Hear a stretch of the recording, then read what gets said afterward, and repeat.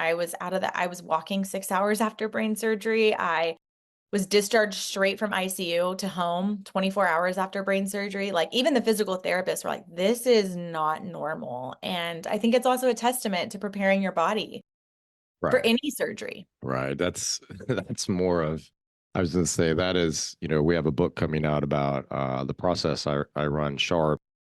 And whether it's reading like a book like Stephen Covey's, Seven Habits, like you have to be proactive. You're talking about being proactive and prep versus reacting, which is, unfortunately, too many people are always reacting. So they're always backpedaling and trying to deal with the next set of events. And, your preparation certainly has led, to a much cleaner, efficient recovery. And that's why the providers are, confused. Like if you look at our history of surgery, how much has surgery changed? There's been changes, technical changes, advances, microscopes, instrumentation, patient, a person who's got a lot of inflammation, not healthy, lots of risk factors, they're always going to have a tougher time. The classic, as you know, nobody in my practice gets fed strange snacks after surgery, no jello and odd things. I really appreciated that. Yeah, it's, baffling, Cheez-Its and like whatever other Gatorade, Gatorade, yeah. So, we give people coconut water and we have like this little basic gluten-free, you know. crackers. So, it's just strategically you have to understand and ask why. And then obviously when you don't know something, it's hard. Like that, Mhm. that's all that trust factor that you're mentioning. People are like super distrustful now. Yeah, I see that often.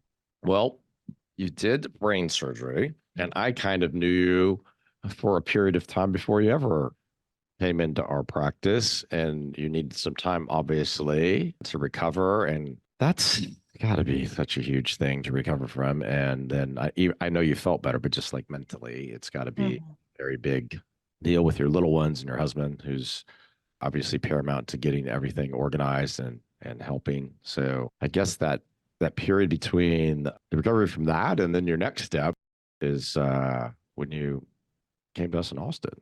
Yeah, that's where you come in. So, and people, when I shared, it was one of those things about like, I had a consult with you. So, just to give everyone context, I had brain surgery February 1st, 2023.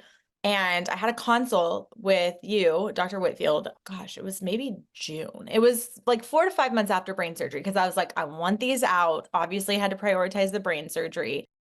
And I just like had so much peace. I was like, this is my guy. And I remember doing a Zoom consult because I'm, don't live in Austin. I'm a couple hours away.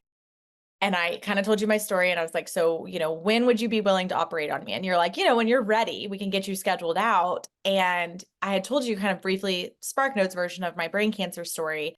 And you were like, yeah, I guarantee you your natural killer cell function's suppressed. And I was like, wait, how did you know? Did someone send you my labs? And you were like, no, I got a feeling. And I was like, this is my guy because you hadn't seen my labs and you knew and you just understood. That's where a lot of things, I think a lot of surgeons just, they do the procedure, but as you know, in your team, and that's why I obviously chose y'all, it's so much more than just the surgery and just the follow-up appointment. It is, what do you do before? How do you get your detox pathways open? How do you decrease inflammation?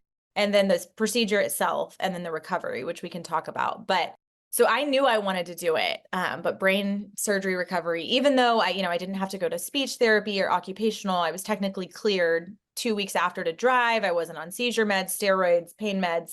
I had a pretty kick-A recovery. But with that being said, my body, my nervous system needed time to heal. And so my doctor in California was like, yeah, you need them out. This is part of your healing, even from cancer and getting your immune system ramped up. But she said, you have to wait a year. And I was like, no, I don't want a year. That's so long. But at looking back, it is exactly what I needed. Just personally, I'm not saying everybody needs that between two surgeries, but brain surgery, the way that it affected my nervous system, I was having issues sleeping and just, it's a difficult surgery. I'm glad you brought up sleeping. That has to be one of the things that's really thrown off with that surgery. I know people probably underappreciate what I'm saying, but you can emphasize that because you can't recover without sleep.